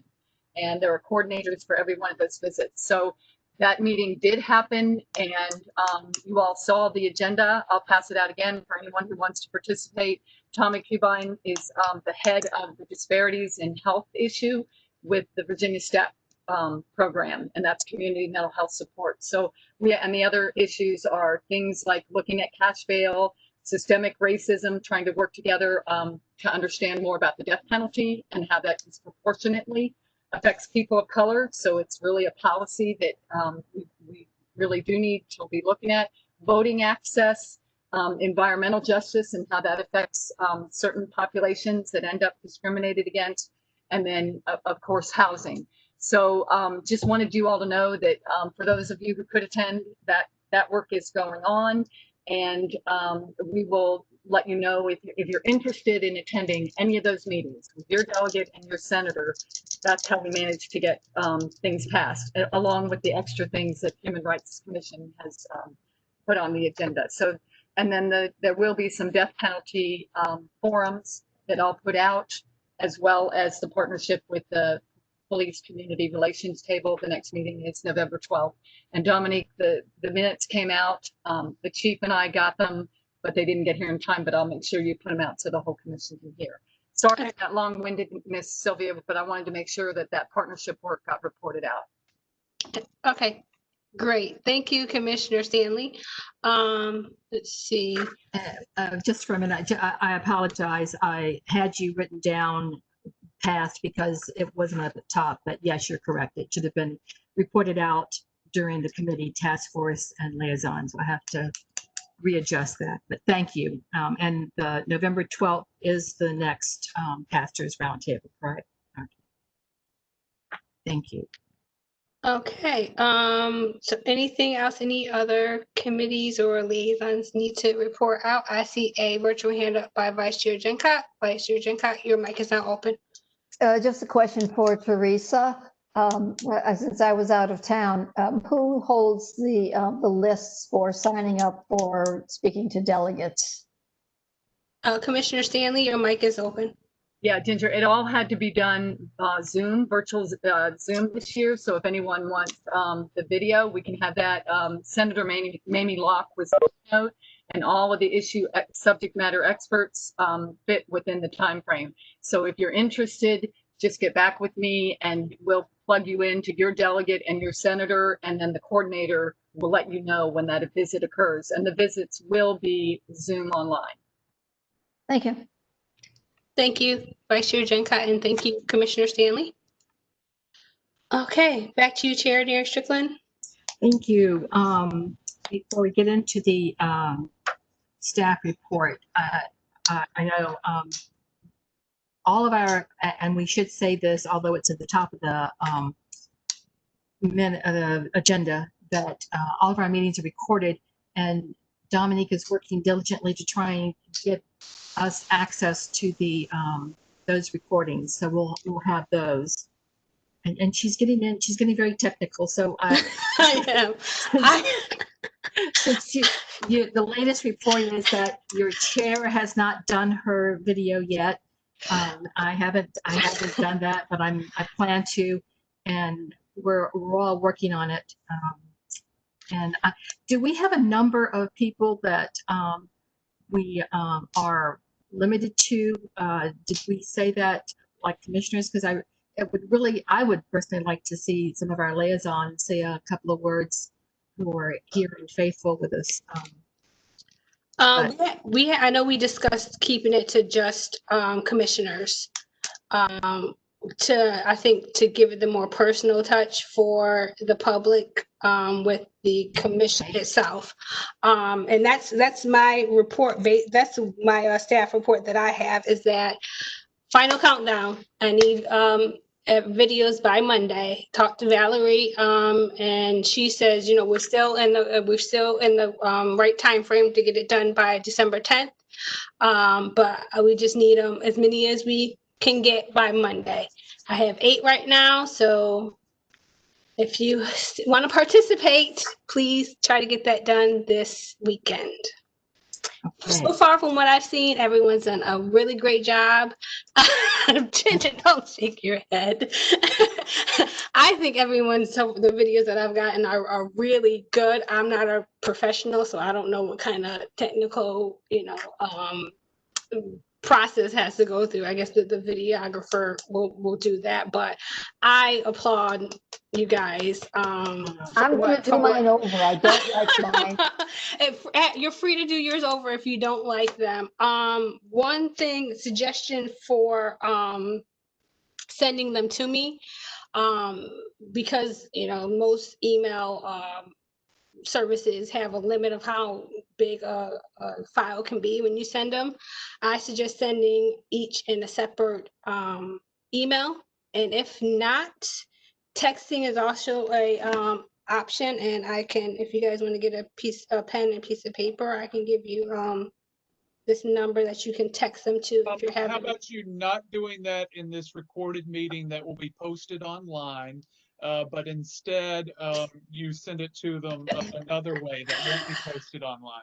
Good point. Very good point. Thank you for catching that. Right. So I'll send out like a last final countdown email tomorrow, and I'll include the different methods you can use to send your video to me.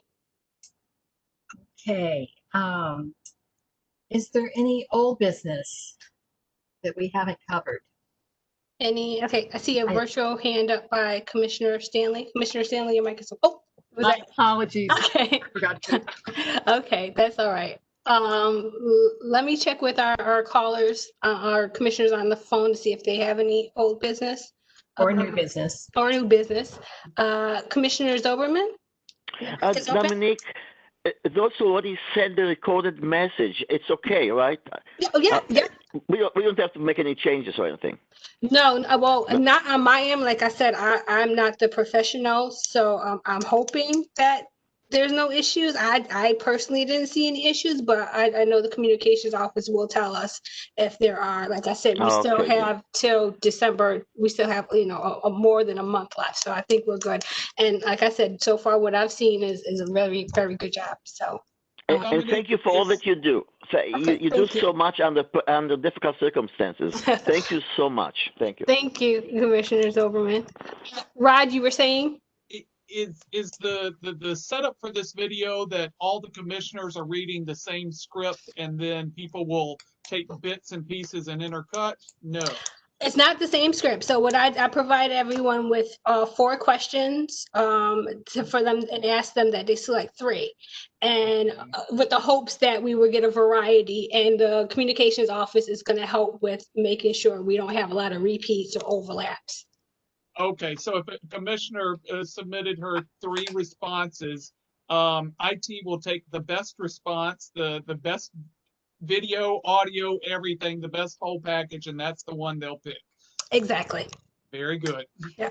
All right. Thank you, Rod. And Commissioner Cubine, did you have any new business or old business to report? Well, I had some questions about the videos. I've been working on them a long time, but one question is are we still confined to 15 seconds? I don't think you can really say anything very substantial in 15 seconds. That's a good point. We want to shoot for 15 seconds, but if it goes, I would say don't try to do more than maybe 30 seconds, maybe double that, to try to keep our whole entire video small. We don't want a huge video where people might be watching and kind of lose interest. Yeah. If there's any other suggestions for a different length out there, please feel free to supply that. But that's that's the thought process with the length that we want to kind of maintain.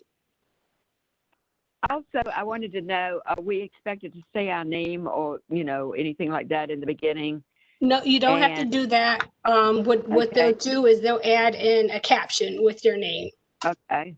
And how about, is anything supposed to be on the screen or said about the question that we're responding to, or does that matter? You mean like, will your question be popped up on the screen? Is that what you're asking? Yeah, whether that or whether we're supposed to say what the question is, like, what does human rights mean to me? That's the first question.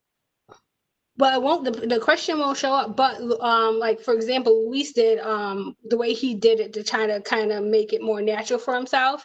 He did say his question, but then he waited about 3 seconds to give his response, and that just gives the videographer space to kind of to cut the film and fit it correctly. So he made that adjustment for his own video just to make it seem more natural for him, which I thought was very well done.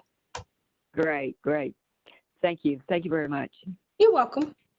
I saw your virtual hand up, Commissioner Rivera. Did you have something to add? Well, I was just going to say that you would be amazed at how much you could say in 15 seconds. When I was a news reporter, I used to do most of my stories completely in 30 seconds.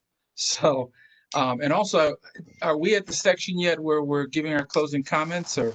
Yes, sir. Yes. Okay, I just want to let you guys know that there's been a very patient lady that has been with me for 49 years, and we're going to be celebrating our anniversary next week. So Yay, Norma. She's very patient. She's very patient. I call her Saint Norma.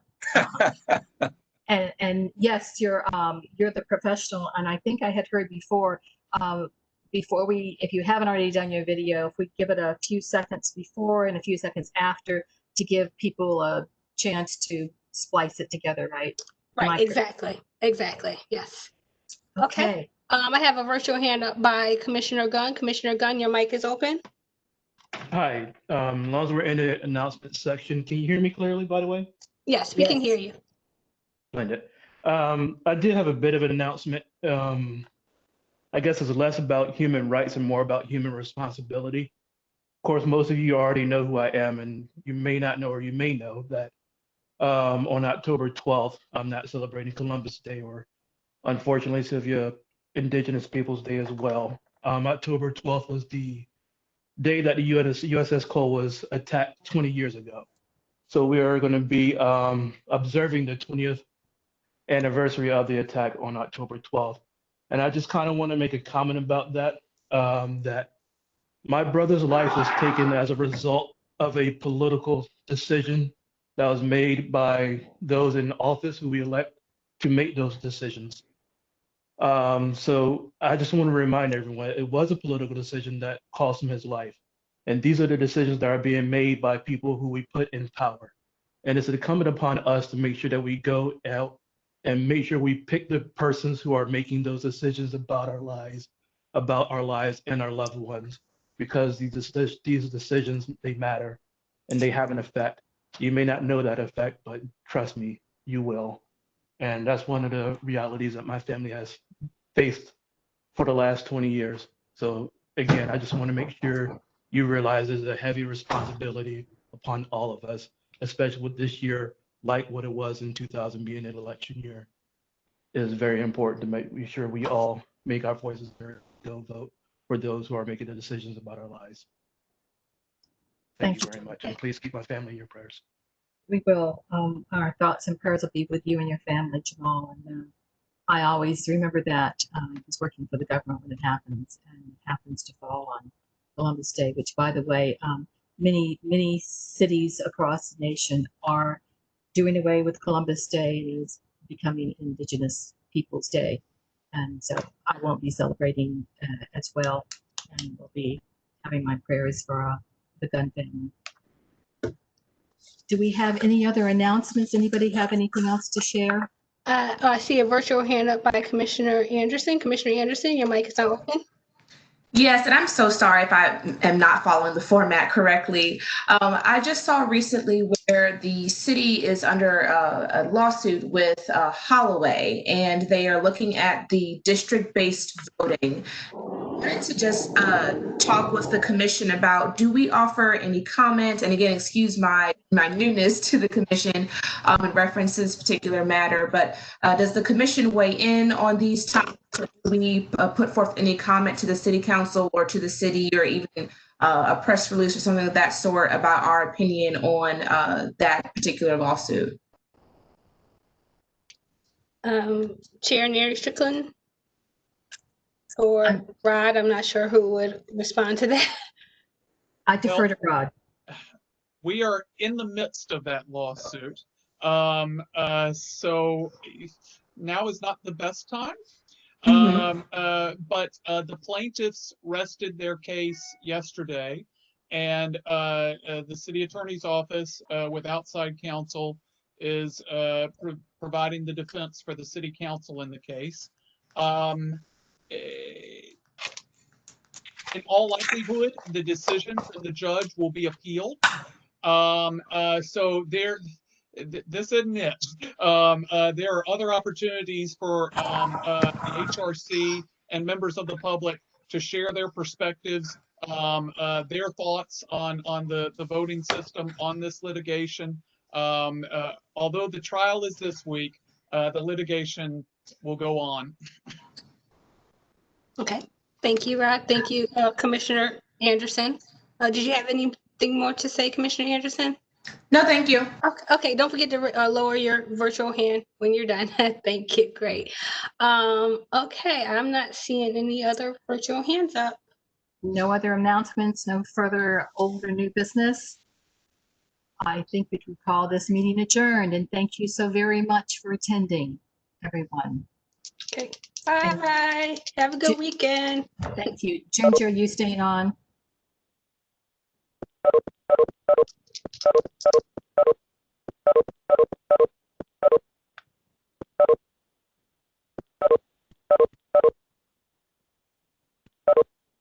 Okay, Ginger, are you going to stay on?